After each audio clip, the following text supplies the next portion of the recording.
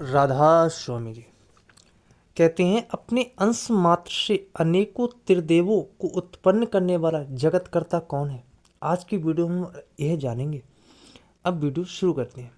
राम की कथा की सबसे प्राचीन रचना वाल्मीकि रामायण है और तुलसीदास जी ने अपने रामचरितमानस के निर्माण में वाल्मीकि रामायण, आध्यात्मिक रामायण आदि अपने पहले के प्राय सभी राम विषयक संस्कृत ग्रंथों का उपयोग किया है। पर इन ग्रंथों से प्राप्त सामग्री को तुलसीदास ने अत्यंत कुशलता और मौलिकता के साथ अपने ढंग से सजाया है। उदाहरण के लिए वाल्मीकि रामायण में राम को विष्णु का अवतार माना गया है। वाल्मीकि रामायण में दशरथ के पुत्रष्टि यज्ञ के समय सभी देवता यज्ञ में भाग लेने के लिए उपस्थित होते हैं और वहां वे विष्णु से लोक कल्याण के लिए रावण के वध करने की प्रार्थना करते हैं। आज के सत्संग की वीडियो नाम भक्ति गोस्वामी तुलसीदास राधा स्वामी सत्संग व्यास की पुस्तक से ली जा रही है। सत्संग में वाणी तुलसीदास जी की है और सारे सत्संगी भाइयों से निवेदन है कि अगर वीडियो अंत तक सुनिए और वीडियो अगर पसंद आए तो वीडियो को लाइक करें, चैनल को सब्सक्राइब करें, अधिक से अधिक वीडियो में शेयर करें और हमें कमेंट करके बताएं कि उन्हें यह वीडियो कैसे लगी। तो अब वीडियो पे आगे बढ़ते हैं। वाल्मीकि ने राम का आदर्श मानव के रूप में वर्णन करके तथा उन्हें अनेक सद्गुणों से सजाकर श्रेष्ठ मानव के रूप में प्रस्तुत किया है।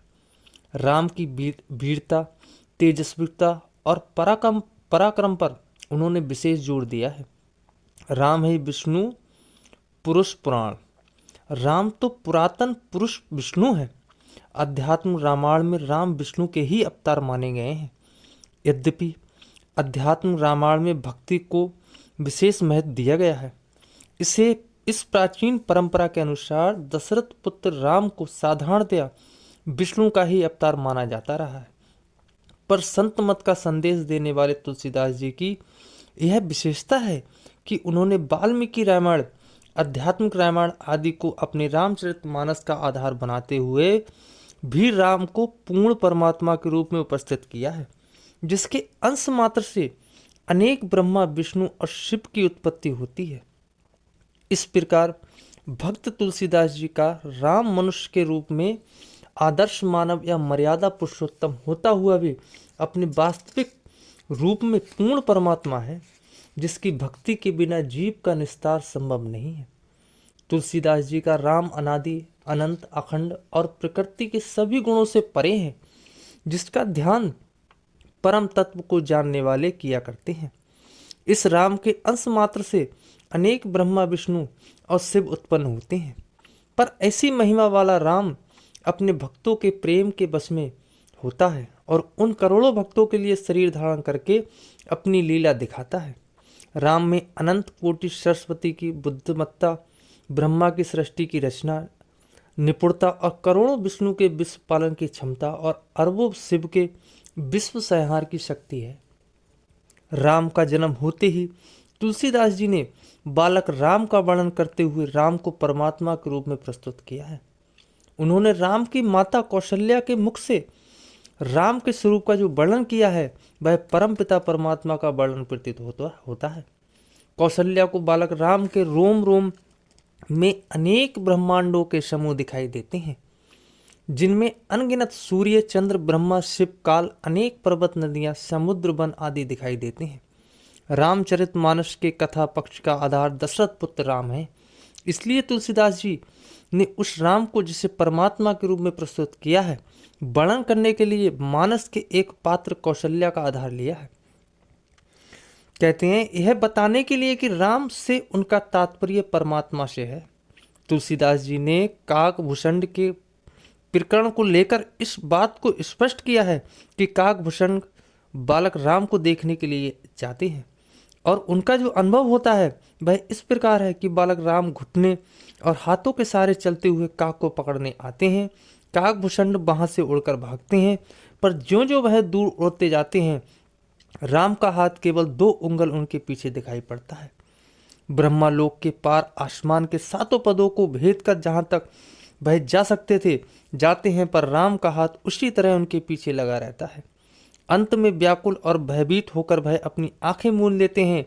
आंखें खोलने पर वह राम को हंसते हुए देखते हैं और वह राम के हंसते हुए मुख में प्रवेश कर जाते हैं। राम के अंदर वह अनेक विचित्र लोकों और ब्रह्मांडों को देखते हैं जिनकी रचना एक से बढ़कर एक है। अलग अलग लोकों में वह अलग अलग अनेक ब्रह्मा विष्णु से पृथ्वी नदी समुद्र तालाब पर्वत आदि को देखते हैं जिनका वर्णन नहीं किया जा सकता। अनगिनत लोकों में वह सब कुछ भिन्न भिन्न देखते हैं, पर वह राम को सर्वत्र एक रूप में पाते हैं। तुलसीदास जी के कहने का भाव है कि जिस राम का वह वर्णन कर रहे हैं वह कोई अवतार या देवता नहीं बल्कि स्वयं परमात्मा है, क्योंकि उसके अंदर अनेक ब्रह्मांड दिखाई देते हैं। अनेक और भिन्न भिन्न ब्रह्मा विष्णु और शिव उनके अंदर समाये हुए हैं। यह वर्णन स्पष्ट ही तीनों देवों अथवा उनके किसी अवतार का ना होकर परमात्मा के स्वरूप का है, जो अंदर हर स्थान में एक ही रूप में मौजूद है। कहते हैं यह सब काकभूषण ने स्वयं अपनी आंतरिक आंख से देखा। उनका यह निजी अनुभव है कि परम प्रभु राम के भजन के बिना जीव का क्लेश कभी दूर नहीं हो सकता। भूषण जी भी कहते हैं कहूँ न कछुकर जुगत विशेषी, यह सब मैं निज नयन देखी, निज अनुभव अब कहूँ खगेसा, बिन हर भजन न जाहे कलेसा। शिव के माध्यम से भी तुलसीदास जी अपने निजी अनुभव के ही द्वारा यह कहते हैं कि संसार सपना है और राम का भजन ही एकमात्र सच है। उमा कहूँ मैं अनुभव अपना, सत्य हर भजन जगत सब सपना। आंतरिक दृष्टि द्वारा शरीर के अंदर असंख्य आश्चर्य में खंडों ब्रह्मांडों तथा ब्रह्मा विष्णु और शिव के देखे जाने का उल्लेख हम श्री आदि ग्रंथ में भी पाते हैं। जैसा कि गुरु अमरदास जी कहते हैं कि इस काइया अंदर बसत असंका, गुरुमुख सांच मिलेता वेखा।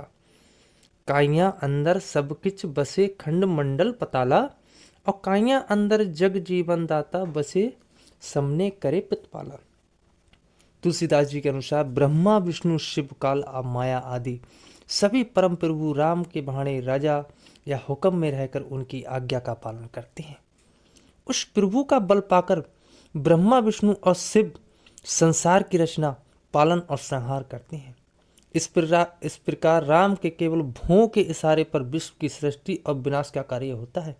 इसीलिए तुलसीदास जी कहते हैं विद्यहर हरौ ससीरब दिसपाला, माया जीव करम कुल काला। राम की आज्ञा को मिटने की बात किसी की मन में लाते हुए भी कहीं देखा नहीं सुना गया है। राम रजाई मेट मन माही, देखा सुनू कथों कोई नहीं। हनुमान रावण संवाद में भी हनुमान रावण को अपना परिचय इस प्रकार देते हैं। सुन रावण ब्रह्मांड निकाया, पाऊँ जस बल ब्रचमत माया, जाके बल ब्रच हरि ईसा, पालय पालत सृजत हरत दसीसा। यही बात शिव जी पार्वती से कहते हैं उमा राम की भिरकट बिलासा, होई विश्व पुनई पाई नाशा। तभी तो हनुमान रावण से कहते हैं कि हजारों शिव विष्णु और ब्रह्मा भी तुम जैसे राम के द्रोह को बचा नहीं सकते। शंकर सहस विसन अज तो ही, सखई ने राख राम कर द्रोही।